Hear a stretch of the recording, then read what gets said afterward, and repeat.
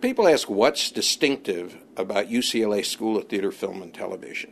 We have theater and film and television under the same roof. It means that an actor who comes in here learns that to perform on the stage to that person in the last row of the furthest balcony, but also to perform in front of a camera for that close-up, totally different setting, or to perform in a television studio with movie cameras moving all over the place or multiple cameras. So the notion of being able to cross those disciplinary boundaries is really important to us. Another distinction we have here is the UCLA Film and Television Archive, one of the biggest collections of film in the world, the biggest at any university setting in the world. And that means there's a dialogue between past and present. This is not just old movies. These are the ways that storytelling problems were solved by an array of masterful directors over the years, and cinematographers and designers and actors over the course of time. And you look at this and you see the same problem of storytelling solved in so many different ways, and it gives you the courage then to find your own voice. That instead of following formulas, that involvement in history liberates you from the past to go in your own direction. So that's the second thing that's pretty distinctive about the school here that we're very proud of. A third one is we're pretty unique in being a top-tier institution by any ranking, right up there with the top theater programs in the country and the top film programs in the country. We're a public institution. And our feeling is that the people of California deserve the very top type training that they would get at any conservatory setting anywhere in the country. And to pull it off is difficult, but that's a real commitment. It's a principled commitment. It means the people who come here are coming based on talent and abilities, not their bank account, but talent and ability. Very competitive to get in. But the competition is what you can sing and act and dance, and your intellectual abilities and your critical abilities and your abilities to take your vision and put it on paper. And we're proud of that as well. First of all, let me say this.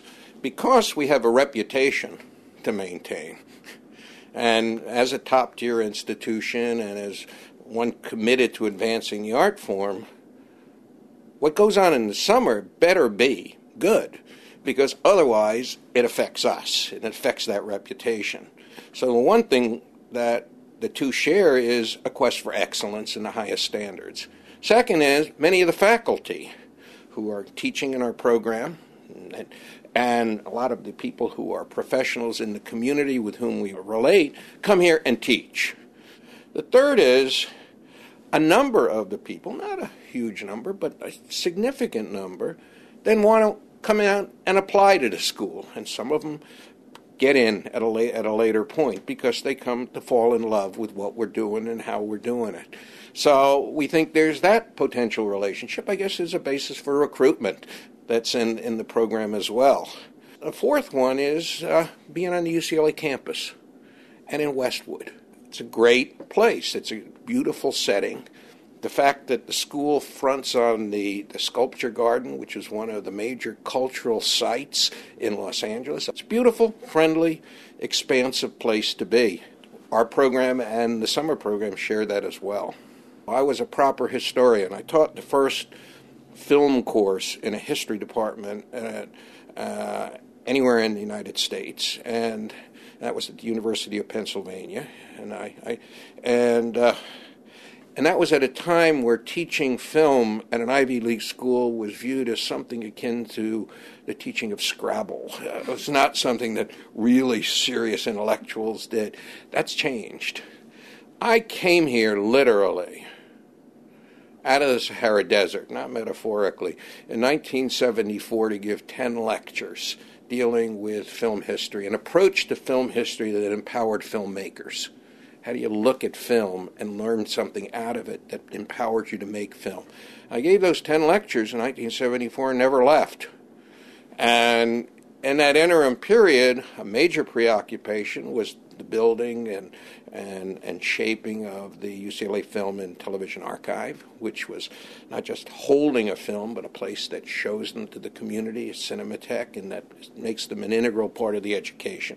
Then I was chair of the department, Film and Television, for 6 or 7 years. And then when Gil Cates, who was the founding dean here, left, he said to me, "Why don't you do for the school what you did for the department and the archive?" And because of my, real love for the place, I got to say, when I become frustrated, and it's the nature of big institutions, with raising money, dealing with bureaucracy, and wending your way through difficult political faculty politics, I go and teach a class. And then I'm reminded why we exist. Students here are so great, and what they do when they graduate is so impressive and so important to the culture that I'm reminded why we're here, and I'm reinvigorated.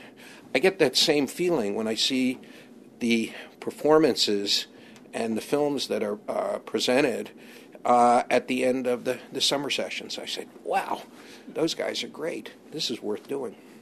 Way down at the other end of the campus at UCLA is the medical school. They deal with healing the body. Way on this end of the campus are the arts. We deal with healing the soul. We deal with the sensibilities and the values and the expanded sense of what life is all about. So we're very committed to this program, and we're very committed to the students who come here. And we think we've been doing a pretty good job about it based on their response.